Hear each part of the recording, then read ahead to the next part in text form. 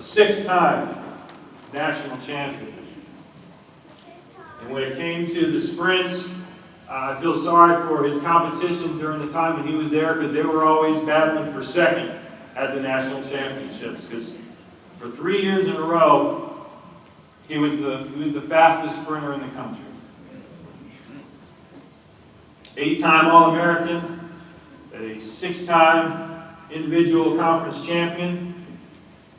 He was the NCAA Division II Male Outdoor Athlete of the Year in 2003, and was twice named the CIAA's Most Outstanding Male Track Athlete. Excuse me.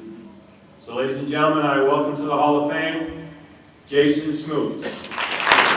So, growing up in Gadsden, Alabama, when did you realize you were faster than most? Well, playing in the yard. It was fun. I thought I was just having fun, but my dad was watching me play with some friends, and he said, "Hey, do that again." So we were just running, you know. And so I beat everybody. And so then I really realized that when I was in the second grade, the PE teacher would come get me out of class to raise the fifth graders, right? And so, is that still in class? Well, no, she asked me to come, so I didn't come. So she would come and get me and say, "I need to see you for a second." So I go out there and she said, "Okay, race these guys right now." So I'm like, "Right now?" She's like, "Yeah." And so I was just beating them. And so then I knew that, you know, I had a little gift to run. And again, coming from Alabama, how did you end up at NCCU? Well, okay. Is this another Coach Lawson story? Yeah. This story is kind of never give up story. The truth is, I wasn't recruited to come here. My high school coach had a problem with me because I wouldn't play football. So any school that called the school about me, he told them that I wasn't interested, right? So here I am, the state champion, and my junior year, and repeated my senior year, I had no offers. So my rival high school assistant principal knew Dr. Walker. So he called me, he said, "You know, I need to talk to you." So I went to his office. When I sat down, he said, "The legendary Dr. Leroy Walker." So I'm like, "Who is that?" And he was like, "That's the greatest track and field coach of all time."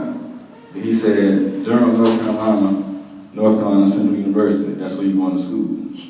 So I was like, "Okay."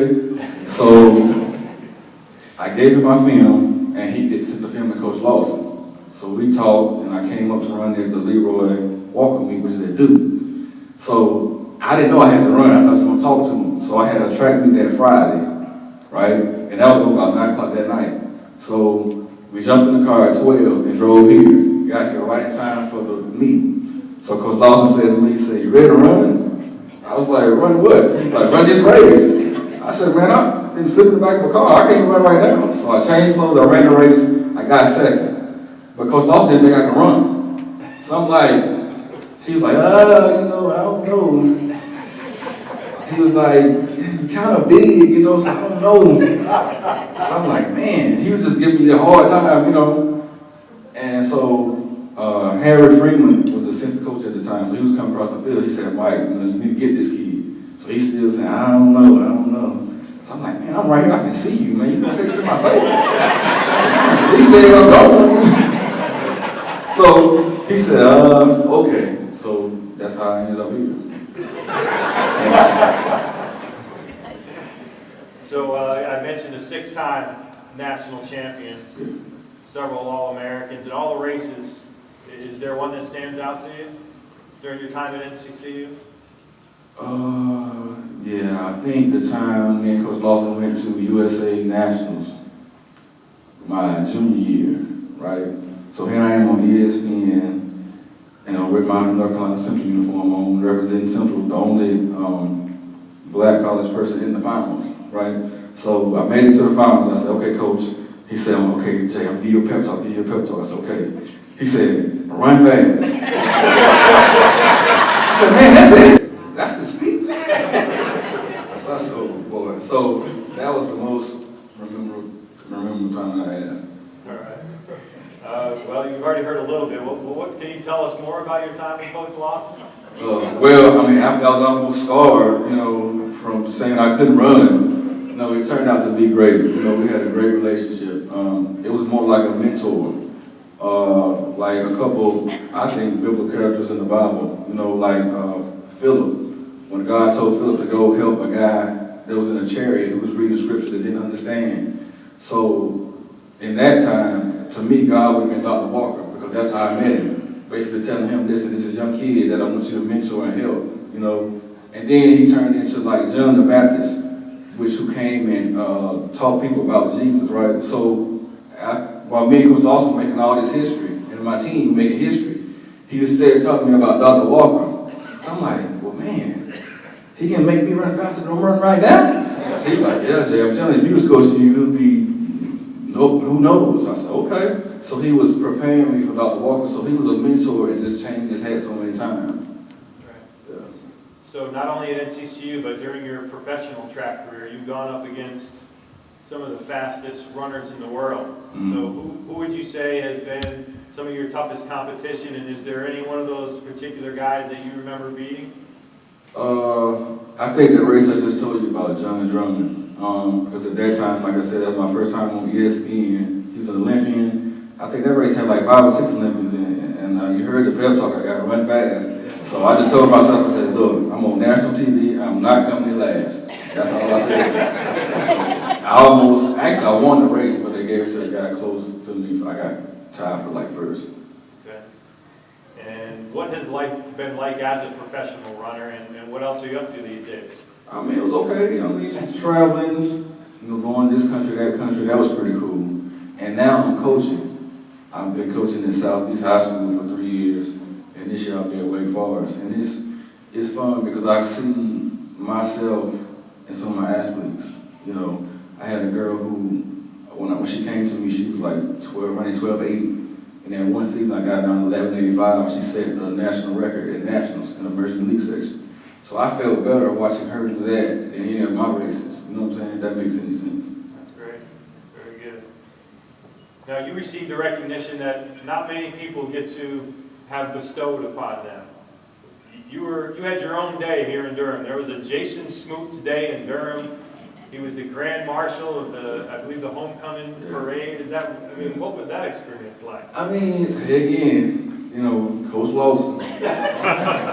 All he said to me was, make sure you're at the game before halftime, right? So I'm like, okay. So we get there, and I'm like, what's going on? My mom and dad show up, and they didn't tell me it was coming. So I'm thinking, I said, wait a minute, I'm eligible. I didn't fail any classes. So I thought that, I said, maybe I failed something. So I'm trying to go down the list, right? And so when I went to the halftime, and they came out playing the Olympic song, and the chancellor came out, and the mayor, I was like, what's going on? And then so when he said my home day, it didn't click. You know, I just took the picture, took the board, and went home. And then like later on in life, I'm like, man, I got my home day. You know, it didn't click right here. So I just, it feels okay. Yeah.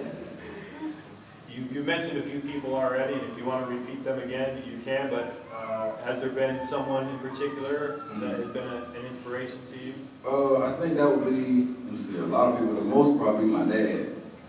You know, my dad played 3 sports. He played football, baseball, and ran track.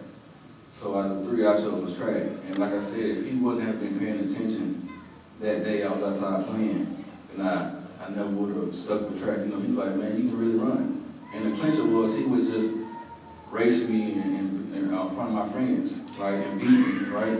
So he would come to my school, race me doing PE in front of all my friends and beat me. Just embarrass me, you know. So one day, I think I was in 3rd grade, he came, you know, all proud. I said, not today, I'm gonna beat you today. So we got out there in the street at school, and I beat him, right? He wouldn't race me no more after that. So I would pick with him, say, you know, let's race. He's like, you know, I gotta go to school. He was making these schemes so he wouldn't race me. So I think that would be my dad. Yeah. What does it feel like to be a Hall of Famer? I don't know. It feels the same. I do this and these medals and these recognitions for my mom and dad. You know, they get a more kick out than I do. I'm just happy to do something to make them proud and feel good. You know, when I told her I was going to be inducted, immediately, my friend, she called me, she said, "You going to the Hall of Fame?" I'm like, "How did you find that out?" Your mama put it on Facebook. Just on the phone with her.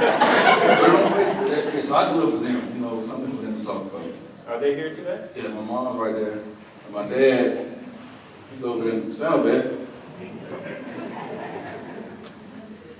That's my dad.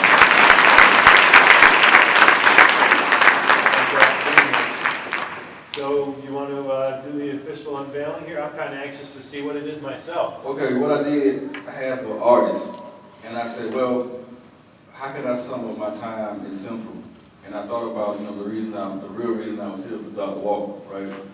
And you know, he's gone on. So I sent some pictures home.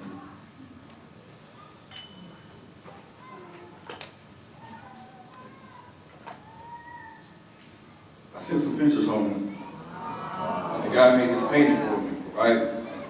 And let me see if I can explain it like he explained it. Okay, this is me, my Central career, right?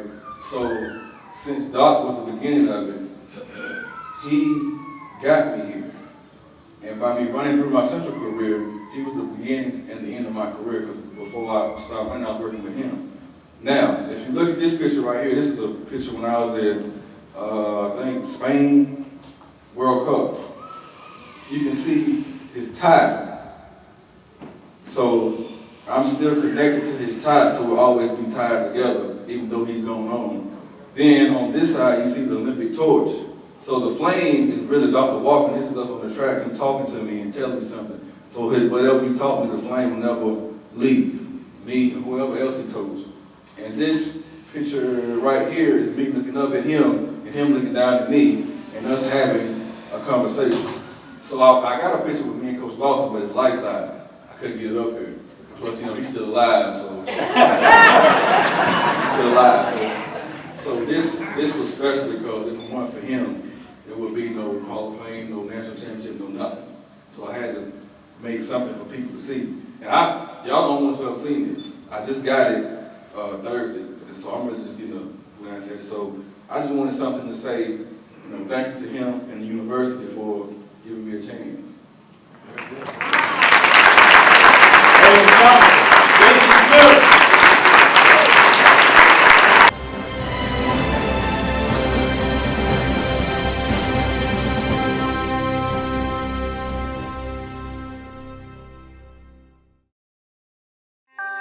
This has been an exclusive presentation of the NCCU Sports Network.